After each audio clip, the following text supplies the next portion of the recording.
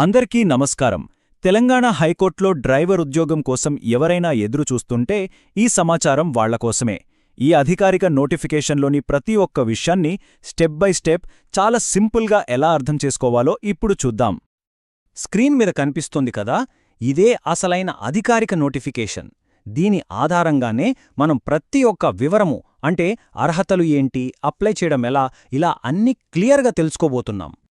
తెలంగాణలో ఒక మంచి, స్థిరమైన ప్రభుత్వ డ్రైవర్ ఉద్యోగం సంపాదించాలనేది మీ లక్ష్యమా? అయితే కరెక్ట్ ప్లేస్కొచ్చారు. ఈ అవకాశం గురించి పూర్తిగా తెలుసుకుందాం. సరే, ఈ నోటిఫికేషన్ని మనం ఒక 5 భాగాలుగా విడదీసి చూద్దాం. ఫస్ట్, అసలు ఈ అవకాశమేంటి?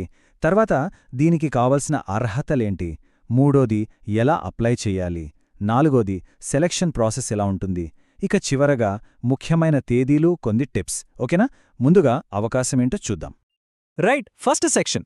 అసలు ఈ హైకోర్టు డ్రైవర్ ఉద్యోగం అంటే ఏంటి? ఈ పొజిషన్ వల్ల ఎలాంటి బెనిఫిట్స్ ఉంటాయి? ఆ డీటెయిల్స్లోకి వెళ్దాం. ఓకే, ఒక్కసారి బేసిక్ డీటెయిల్స్ చూస్తే పోస్ట్ పేరు డ్రైవర్.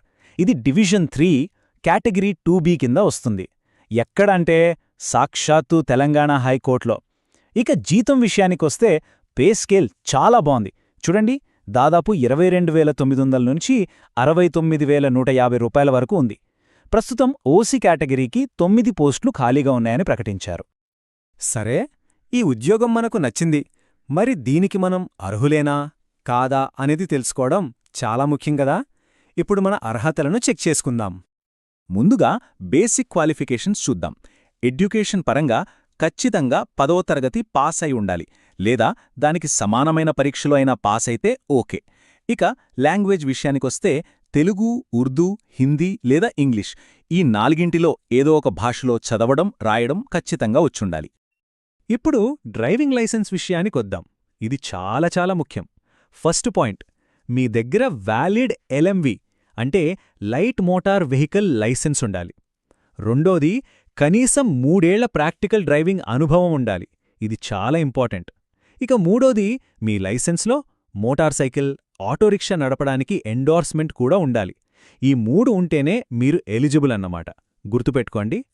వయసు విషయానికొస్తే జులై 1, 2026 నాటికి కనీసం 18 ఏళ్లు నిండి ఉండాలి. గరిష్టంగా 46 ఏళ్లు దాటకూడదు. ఈ కట్ ఆఫ్ డేట్ చాలా ముఖ్యం. అయితే ఆగండి, ఇక్కడొక గుడ్ న్యూస్ ఉంది. వయస్సు విషయంలో కొన్ని సడలింపులిచ్చారు. ఎస్సీ, ఎస్టీ, ఈడబ్ల్యూఎస్ మరియు బీసీ కేటగిరీలకు చెందిన వాళ్లకు అప్పర్ ఏజ్ లిమిట్లో 5 ఏళ్ల రిలాక్సేషన్ ఉంది. అంటే వాళ్లు 51 ఏళ్ల వరకు కూడా అప్లై చేసుకోవచ్చన్నమాట. సరే, అర్హతలన్నీ ఉన్నాయనుకుందాం.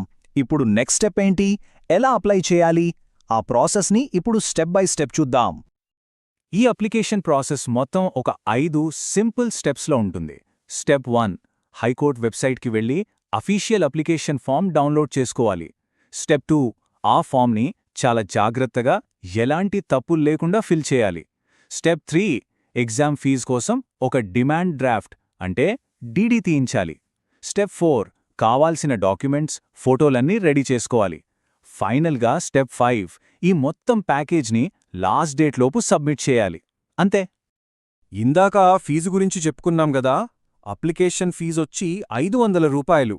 అయితే ఈ ఫీజుని ఎలా పడితే అలా కట్టడానికి లేదు. దానికి ఒక పద్ధతి ఉంది. అదేంటో చూద్దాం. ఇక్కడ గుర్తుపెట్టుకోవాల్సిన విషయం ఏంటంటే, ఫీజుని కేవలం క్రాస్డ్ డిమాండ్ డ్రాఫ్ట్ అంటే డీడీ ద్వారా మాత్రమే కట్టాలి. క్యాష్ కానీ, ఆన్లైన్ పేమెంట్స్ గానీ వేరే ఏ పద్ధతిని యాక్సెప్ట్ చెయ్యరు. ఇది చాలా చాలా ఇంపార్టెంట్. డీడీ తీయించేటప్పుడు ఎవరి పేరు మీద తీయాలి అనే దగ్గర the registrar recruitment high court for the state of Telangana అని అక్షరం పొల్లు పోకుండా సరిగ్గా ఇలాగే రాయించాలి. చిన్న మిస్టేక్ జరిగినా అప్లికేషన్ రిజెక్ట్ అయ్యే ప్రమాదముంది. జాగ్రత్త. ఓకే, ఇప్పుడు అప్లికేషన్తో పాటు ఏమేం పంపించాలో ఒకసారి చెక్లిస్ట్ చూద్దాం. మీ ఎడ్యుకేషన్, బర్త్, క్యాస్ట్, ఎక్స్పీరియన్స్ సర్టిఫికెట్ల అటెస్టెడ్ కాపీలు, అలాగే మీ డ్రైవింగ్ లైసెన్స్ అటెస్టెడ్ కాపీ, ఒక పాస్పోర్ట్ ఫోటోని అప్లికేషన్ ఫామ్ మీద అంటించాలి. మరో 2 అవే ఫోటోలని విడిగా ఫామ్తో పాటు పంపాలి. అంతేకాకుండా 2 సెల్ఫ్ అడ్రస్డ్ కవర్లు కూడా పెట్టాలి. ఇవన్నీ మర్చిపోవద్దు. సరే, అన్నీ రెడీ చేసుకున్నాక అప్లికేషన్ని ఎలా పంపాలి? మీరు స్పీడ్ పోస్ట్ ద్వారా గానీ, కొరియర్ ద్వారా గానీ, లేదా నేరుగా వెళ్ళైనా ఇవ్వొచ్చు. Address: the registrar, recruitment, high court for the state of Telangana, Hyderabad 500666. ఇక కవర్ పైన application for the post of driver 2026 అని పెద్ద అక్షరాలతో తప్పకుండా రాయాలి. ఓకే, అప్లికేషన్ సబ్మిట్ చేసేశాం. ఆ తర్వాత ఏం జరుగుతుంది?